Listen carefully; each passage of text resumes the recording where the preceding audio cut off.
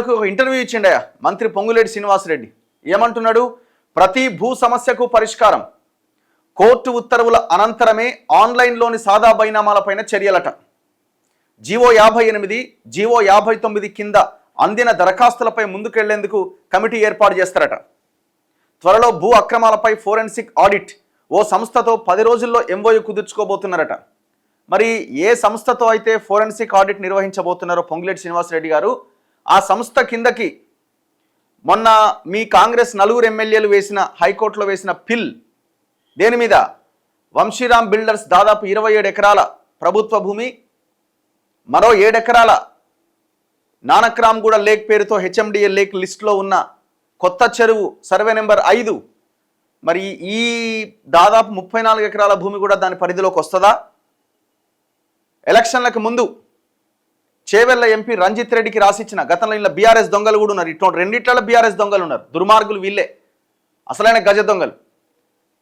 చేవెళ్ల మాజీ ఎంపీ రంజిత్ రెడ్డి, ఆయన ఎవరు? సుదర్శన్ రెడ్డి, వీళ్ళిద్దరు కలిసి దాదాపు 30 ఎకరాల్లో దాదాపుగా 1,40,00,000 ఎస్ఎఫ్టీలో చేస్తున్న ఒక భయంకరమైన కన్స్ట్రక్షన్, టోటల్ టిఎస్ఐఏసి ఎవాక్యూ ప్రాపర్టీ, అంటే ఒక రకంగా గవర్నమెంట్ ప్రాపర్టీ.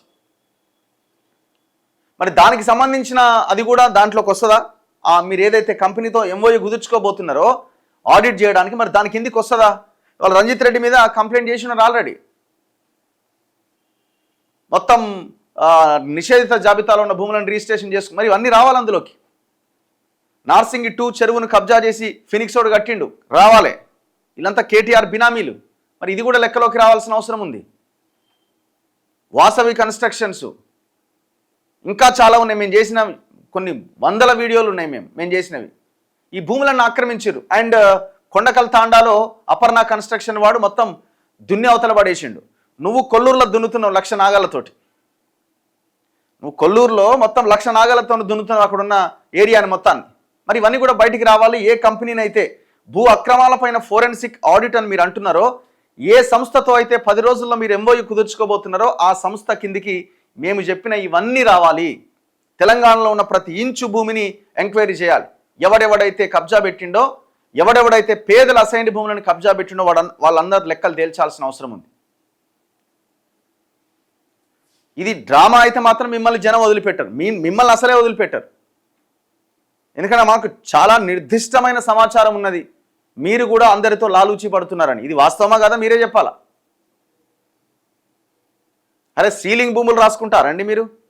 తెలియదా? మీరు ఒక లీడర్లుగా ఉన్నవాళ్ళు, మేము ముఖ్యమంత్రులు కావాలని చెప్పుకుంటున్న వాళ్ళు, ఏనాడో గవర్నమెంట్ తీసుకున్న భూములు గా భూములు కూడా కొంటారా? కొండకల్ తాండాలు వాళ్ళు ధర్నా చేస్తున్న భూములు ఎవరివి? మీ కూతుర కొడుకు పేరు మీద, మీ తమ్ముని కొడుకు పేరు మీదనో కూతురి పేరు మీదనో రాసిన 12 ఎకరాల భూమి సీలింగ్ భూమి. అది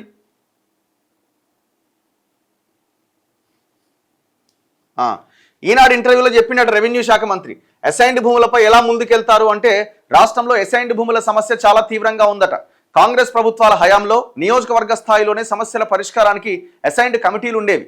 గత ప్రభుత్వం వాటిని కోల్డ్ స్టోరేజ్లో పెట్టింది. ఈ కమిటీల పునరుద్ధరణకు విధి విధానాల ఖరారుపైన మంత్రివర్గంలో చర్చించి నిర్ణయం తీసుకుంటాం. అయిపోయింది. ఏదో ఒకటి చెప్పాలి కదా. మరి ఇంటర్వ్యూ అన్నప్పుడు జర్నలిస్ట్ అక్కడ క్వశ్చన్ అడిగితే ఒకటి మంచి తీసుకొచ్చి ముందు పెట్టాలి. అదే చెప్తున్నాడు, తీసుకుంటాం ఎప్పుడు? త్వరలో. ఇప్పుడు మీరు ఆ కొండకల్ తాండాలో మీ దగ్గర మీ ఫ్యామిలీ మెంబర్స్ పేరు మీద ఉన్న 12 ఎకరాల భూమి కూడా ఒక రకంగా అసైన్ ల్యాండే. మీరు కూడా వస్తారు అందులో దోషుల కింద. నేను ఏం ఉత్తగానే నేను ఆన్ రికార్డ్ డాక్యుమెంట్తో మాట్లాడుతున్నాను. నేను రాష్ట్రంలో రైతులు ఎదుర్కొంటున్న ప్రతి భూ సమస్యకు పరిష్కారం చూపుతామని రెవెన్యూ శాఖ మంత్రి పొంగులేటి శ్రీనివాసరెడ్డి అన్నారు. సంపూర్ణ హక్కులు కల్పించే వరకు ప్రజాప్రభుత్వం అండగా ఉంటుందని స్పష్టం చేశారు. భూభారతి అమల్లో భాగంగా 3 విడతలుగా చేపట్టిన రెవెన్యూ సదస్సులు రైతులకు ఎంతగానో ఉపయోగపడ్డాయి. సదస్సుల అనంతరం క్షేత్రస్థాయిలో చేపడుతున్న చర్యలు, దీర్ఘకాలంగా పెండింగ్లో ఉన్న సమస్యలను పరిష్కరించేందుకు అనుసరిస్తున్న విధానం తదితర అంశాలపై మంగళవారం ఆయన ఈనాడుకి ఇంటర్వ్యూ ఇచ్చిండట. దాని విషయంలో మాట్లాడినట. సరే, ఇది వేరే ఛానల్ ఇంటర్వ్యూ అయినా కూడా ఏం మాట్లాడిండో అన్నది ఇంపార్టెంట్ కదా, దాని విషయం ఫోకస్ చేద్దాం. రెవెన్యూ సదస్సులో చాలా దరఖాస్తులు వచ్చినాయి కదా, మరి దాన్ని ఎట్లా పరిష్కరిస్తారు అని అడిగితే రైతులను కష్టపెట్టిన ధరణి చట్టాన్ని తొలగించి ఆ స్థానంలో ప్రజాప్రభుత్వం భూభారతి చట్టాన్ని తీసుకొచ్చింది. ఈ చట్టం అమల్లో భాగంగా రెవెన్యూ సదస్సులు నిర్వహించి అధికారులు రైతుల దగ్గర నుంచి దరఖాస్తులు స్వీకరించారు. 3 విడతల్లో 8,81,000 దరఖాస్తులు వచ్చినాయి. పైలట్ ప్రాజెక్టు కింద ఏప్రిల్ మే నెలల మధ్య 34 మండలాల్లో 3 విడతలుగా సదస్సులు నిర్వహించగా మొత్తం 53,000 దరఖాస్తులు వచ్చినాయి. వాటిలో 70% ఇప్పటికే పరిష్కరించాం. సాదా బైనామా, అసైన్డ్లకు సంబంధించిన సమస్యలు మాత్రమే మిగిలి ఉన్నాయి. న్యాయస్థానం విచారణలో ఉన్నవి మినహా అన్నింటికీ పరిష్కారం చూపుతాం. ప్రభుత్వ స్థాయిలో నిర్ణయం తీసుకోవాల్సిన వాటిపై దృష్టి పెడతాం. గత ప్రభుత్వం పరిష్కరించలేకపోయిన సమస్యలు భారీగా ఉన్నాయనేది సదస్సులకు వచ్చిన స్పందనను బట్టి అర్థమవుతోంది. ఈయన ఏమంటుండు, కేవలం సాదా బైనామా, అసైన్డ్ సమస్యలే ఉన్నాయట. అట్లేం లేవు సారు. పెద్ద ఎత్తున కబ్జాకు గురైన భూములు మీరు కొల్లూరులో దున్నుతున్నారు. ఆ భూములు ఎక్కడేమో మీరు చెక్ చేయండి ఒక్కసారి. 1,00,000 నాగాలతో మీరు కొల్లూరు ఏరియాని దున్నుతున్నారు.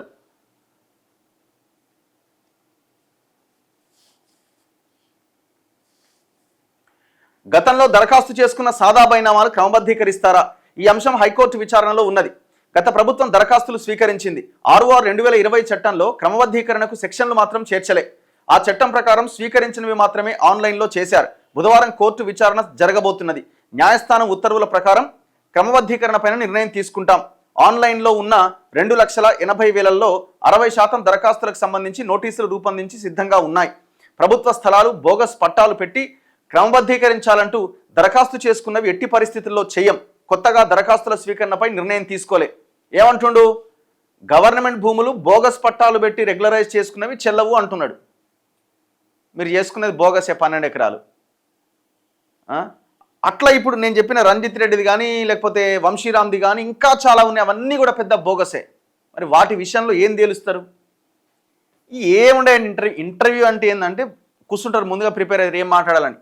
ఈ కొన్ని పదాలు ఉంటాయి. ఆ పదాలను దానికి దీనికి ముడిపెట్టి చాలా అందంగా మాట్లాడే ప్రయత్నం చేస్తుంటారు. ఈయన అడగండి, ఇంటర్వ్యూ అయిపోయిన తర్వాత నువ్వు ఏం మాట్లాడినావు ఇంటర్వ్యూలో అంటే మళ్ళీ ఇంటర్వ్యూ చూసుకుంటే తప్ప ఆయన ఏం మాట్లాడినో నాకు తెలియదు. మీరు ప్రకటించినట్లు ఆగస్టు 15 నాటికి అన్ని సమస్యల పరిష్కారాలు సాధ్యమేనా? అసాధ్యం. రాసిపెట్టుకోండి. రెవెన్యూ సదస్సుల్లో సాదా బైనామాల రెగ్యులరైజేషన్కు 33%, అసైన్డ్ సర్వే పోడు భూములకు సంబంధించినవి 17% ప్రభుత్వ జోక్యం లేకుండా కలెక్టర్ల స్థాయిలోనే పరిష్కరించగలిగేవి. 20% పరిష్కరించగలిగేవి 20% అట. ఏది గవర్నమెంట్ జోక్యం లేకుండా. రెవెన్యూ అంశాలకు సంబంధించి 30% దరఖాస్తులు వచ్చాయి. మొదటి 2 రకాలు మినహా మిగిలినవి క్షేత్రస్థాయిలోనే పరిష్కారం అవుతాయి. సదస్సులు ముగిసిన తర్వాత గత నెల 20వ తేదీ నుంచి 24వ తేదీ వరకు ఆన్లైన్లో మరో 55,000 దరఖాస్తులు వచ్చినాయి. వాటిలో 23,000 అర్జీల పరిశీలన పూర్తయింది.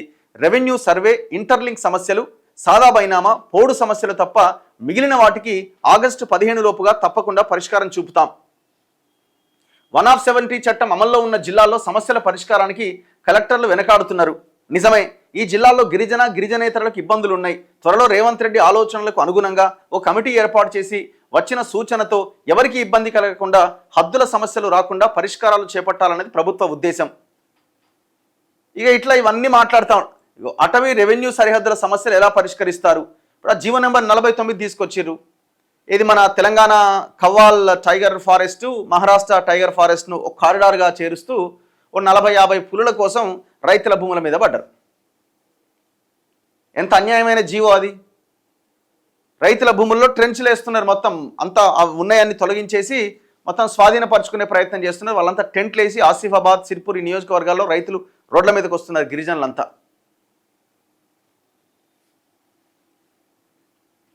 అవినీతి అధికారులకు మెమోలు జారీ చేయడానికే చర్యలు పరిమితం చేస్తారా? కఠిన చర్యలు తీసుకుంటారా? మెమోల జారీనే కాదు, అక్రమాలకు పాల్పడే వారిని సస్పెండ్ కూడా చేస్తున్నాం. ఎంతమందిని చేశారు?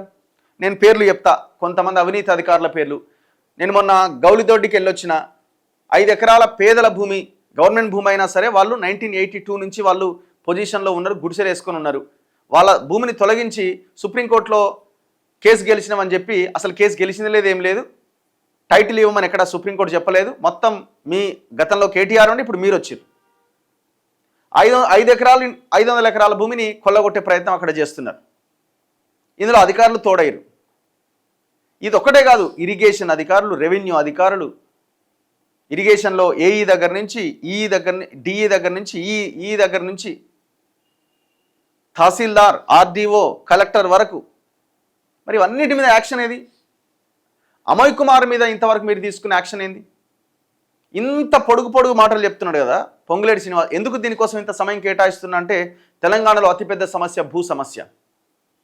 నవీన్ మిట్టల్ని మొన్నటిదాకా ఎందుకు పెట్టుకున్నారో పక్కన 1.5 year వరకు ఎందుకో సమాధానం చెప్పమానండి. మేము బయటికి తీసుకొచ్చినాం. ఇక్కడ గంధంగూడ దగ్గర 9 ఎకరాల ప్రభుత్వ భూమిని ప్రైవేట్ వానికి రాసిచ్చిండు. మరి దీని మీద యాక్షన్ తీసుకుంటాడా పొంగులేటి శ్రీనివాసరెడ్డి? కొండాపూర్లో బాలసాయిబాబా ట్రస్ట్కి సంబంధించిన భూమి ఫినిక్స్ రోడ్కి భూపతి ఎస్టేట్స్, ఆ తర్వాత ఫినిక్స్ రోడ్కి దాదాపు 42 ఎకరాలు రాసిచ్చారు. యాక్షన్ తీసుకుంటాడా పొంగులేటి శ్రీనివాసరెడ్డి?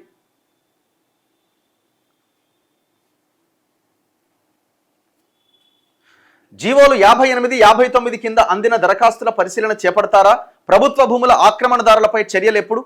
ఈ 2 జీవోల ఆధారంగా దరఖాస్తు చేసుకున్న అర్హులైన సామాన్యులకు న్యాయం చేస్తాం.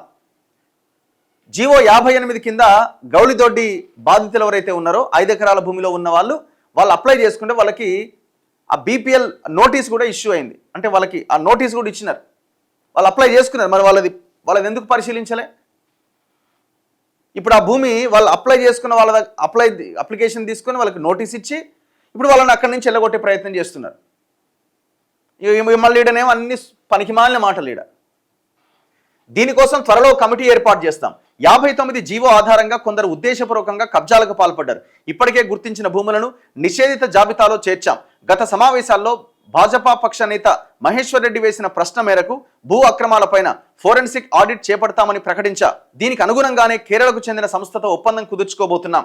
పైలట్ కింద సిరిసిల్ల, సిద్దిపేట జిల్లాల్లో ఆడిట్ చేపట్టి అక్కడ వచ్చిన అనుభవాలతో మిగిలిన జిల్లాల్లో కూడా నిర్వహిస్తాం. ఫస్ట్ మీరు ఈ ఆడిట్ నిర్వహించాల్సింది హైదరాబాద్ నడిబొడ్డున నిర్వహించాలి.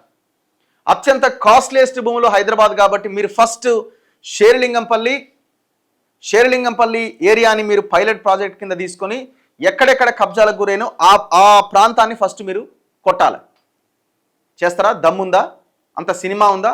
కొల్లూరు, ఇప్పుడు నువ్వేదైతే దున్నుతున్నావో ఆ కొల్లూరు ప్రాంతాన్ని పైలట్ ప్రాజెక్ట్ కింద తీసుకోవాలి. సిరిసిల్ల, సిద్దిపేట తీసుకున్న తర్వాత పెద్దగా ఇబ్బంది ఏం లేదు, దొరికిపోతారు దొంగలంతా. ఆల్రెడీ అక్కడ కలెక్టర్ గట్టిగానే పనిచేసిండు మొన్నటిదాకా. మీరు హైదరాబాద్ ప్రాంతాన్ని తీసుకోవాల్సిన అవసరం ఉంది. అంత దమ్ము ఉందా ఈ ప్రభుత్వానికి? లేదు, ఉండదు. సో ప్రజలు పాపం రైతు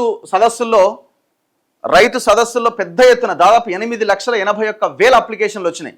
ఇప్పటికి కూడా చూడండి, చాలామంది అక్కడికి పోగానే ఎంఆర్ఓ ఆఫీస్ పోగానే పైసలు అడుగుతున్నారు. ఒక అప్లికేషన్ క్లియర్ చేయాలంటే వాళ్ళదే భూమి తల్లి పేరు నుంచి కొడుకు పేరు మీదకి రావడానికో వాళ్ళే పొజిషన్లో ఉంటారు, భూమి వాళ్ళదే, అయినా కూడా ఇప్పటికి డబ్బులు కడుతున్నారు. ఇంకా కరప్షన్ ఉన్నది. ఇగో షేర్లింగంపల్లి గత తహసీల్దార్ వంశీమోహన్ను విచారణ చేస్తే మరోసారి రైతు బంధు నిధులు రాష్ట్ర వ్యాప్తంగా జమ చేసుకోవచ్చట. మరి వేర్ ఈజ్ వంశీమోహన్? నోవాటెల్ హోటల్ని అడిగితే తెలుస్తుంది వంశీమోహన్ ఎక్కడున్నాడో. కూర్చోవాలి, టేబుల్ కింద చేయి పెట్టాలి, వసూలు చేయాలి. ఇట్లా చాలామంది ఎంఆర్ఓలు ఉన్నారు, తహసీల్దార్లు. హైదరాబాద్ ముఖ్యంగా రంగారెడ్డి జిల్లాలో చాలామంది తహసీల్దార్లు ఇట్లున్నారు. ఉప్పల్ దగ్గర నుంచి షేర్లింగంపల్లి దాకా అమోయ్ కుమార్ బ్యాచ్ ఇదంతా. గండిపేట కూడా అట.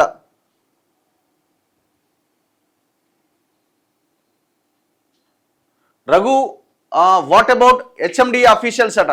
అవును, అంతే కదా. ఇప్పుడు రెరా అనేది ఏందండి? అదొక దుకాణం. అది రెరా అనేది ఒక దుకాణం. అది వాడు అనే పేరు ఏదంటే శివబాలకృష్ణ అంటాడు, కొన్ని 100 కోట్లు సంపాదించాడు. వాడు ఇరిగేషన్ వాడు ఉండే కదా మొన్నటి దొరికినోడు ఎవడో పంకజ, వాడి పేరు ఏదో ఉండే. వాడు ఎంత సంపాదించి దాదాపు 200 కోట్లు ఉన్నాయి వాని దగ్గర.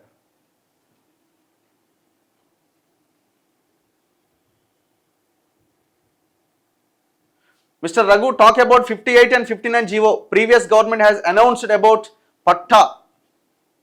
Lot of people waiting for confirmation.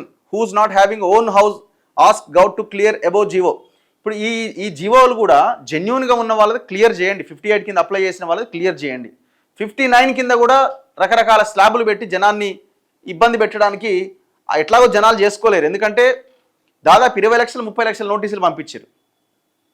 ఒక 4-5 స్లాబులు డిసైడ్ చేసి ఈ జీవో 59 కింద రెగ్యులరైజ్ చేసుకోమని చెప్పారు. కానీ దీన్ని ఏం చేశారంటే, ఒక ఎకరం భూమి కాస్ట్లీ ల్యాండ్ ఉందనుకోండి, ప్లాట్స్ కింద డివైడ్ చేసి మేము ఎప్పటి నుంచో కబ్జాలో ఉన్నామని అప్లికేషన్లు పెట్టుకున్నారు. అట్లాంటి వాళ్ళది తీసేసి ఎంక్వైరీ చేసి జెన్యూన్గా ఉన్న వాళ్ళకి పట్టాలు ఇవ్వాల్సిన అవసరం ఉన్నది.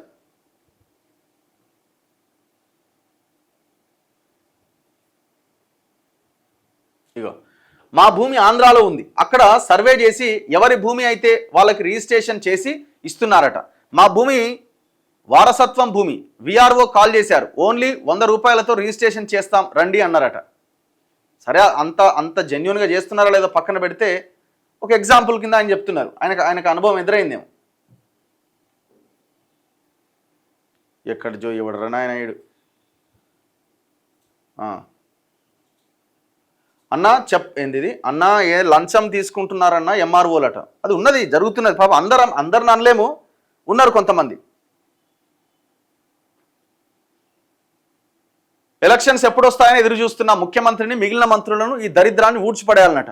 మరి ఎవరిని తీసుకురావాలి? వర్టెక్స్ వర్మ మియాపూర్ మొత్తం సర్వే నెంబర్ డాక్యుమెంట్ టోటల్ తప్పు, పెద్ద స్కామ్, రామసముద్రం కుంట కబ్జా, మొత్తం టవర్లు మొత్తం ప్రభుత్వ భూమే. ఏం చేయాలి? ఎవరు మాట్లాడాలి? పొంగులేటి శ్రీనివాసరెడ్డి మాట్లాడతాడు పొద్దుగాల టీవీల ముందు, రాత్రికి డీల్ సెట్ అవుతుంది. అయిన తర్వాత అందరూ ఒకటే దగ్గర ఉంటారు వీళ్ళంతా. మరి ఈయన పెద్ద ఫామ్ హౌజులు ఎందుకు కట్టుకున్నారు? పెద్ద ఫామ్ హౌజులు గండిపేట అవతల ఇందుకోసమే. ఈ మైనంపల్లి ఎపిసోడ్ గురించి మళ్ళీ మాట్లాడదాం బ్రదర్, మళ్ళీ నెక్స్ట్ టైం. ఇప్పుడు ఇది ల్యాండ్స్ ఇష్యూ మాట్లాడుతున్నా.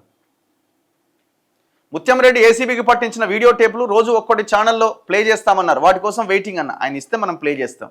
ఇప్పుడు దాంట్లో అది ఏసీబీ రికార్డ్ చేసినవి ఉన్నాయి అవి అని అంటున్నారు. ఆయన రికార్డ్ చేసినవి ఉంటే ప్లే చేస్తాం ఖచ్చితంగా. సంగారెడ్డి జిల్లాలో హోంగార్డ్ జీతాలు రాలేదన్న, దయచేసి కొద్దిగా మాట్లాడండి. నాకు ఎవరో నిన్ననో మొన్న ఫోన్ చేసినారు, వనపర్తియా ఎక్కడి నుంచో ఫోన్ చేశారు. దాదాపు 3-4 సరెండర్లు పెండింగ్లో ఉన్నాయట. ట్రావెల్ అలవెన్స్లు ఇస్తలేరట, పాపం టీఏలు ఇస్తలేరట. దాదాపు 2 ఏళ్ళు అవుతుందట, 2 years నుంచి టీఏలు వస్తలేవట. ఎంత ఘోరం చూడండి. మైనంపల్లి ఎపిసోడ్ గురించి చెప్పండి. గతంలో మిమ్మల్ని కూడా నోటితో అనకూడని మాటలతో దూషించారు. టీఆర్ఎస్లో నడిచిన మంత్రులదే కాంగ్రెస్లో కూడా నడుస్తోంది. రేపు ఇంకో పార్టీ గెలిస్తే అక్కడ కూడా వాళ్ళదే నడుస్తుంది. 100% మీరు చెప్పింది 100% కరెక్ట్. ఇప్పుడు నన్ను తిట్టడం పక్కన పెట్టండి. ఒకవేళ ఇప్పుడు మొన్నటిదాకా కేటీఆర్ని కేసీఆర్ని పొట్టు తిట్టిన వాళ్ళు ఎర్రవల్లి వీళ్ళంతా రాలేదా? తర్వాత మైనంపల్లి కాంగ్రెస్లకు రాలేదా? ఇంకొక ఆయన రాలేదా? రేపు కూడా అంతే. ఇప్పుడు మళ్ళీ ఎవరిని తిట్టినా అపోజిషన్లో ఉన్న వాళ్ళని మనోడే గట్లనే తిట్టుకుంటామని వస్తారు. వీళ్ళు పొద్దుగాల తిట్టుకుంటారు, రాత్రిపూట కలుస్తారు. ఏముండదు అక్కడ, అంతా డ్రామా. చలో, ఇది పొంగులేటి నిన్న ఈనాడుకి ఇచ్చిన ఇంటర్వ్యూ, దానికి సంబంధించిన దాని మీద కౌంటరు.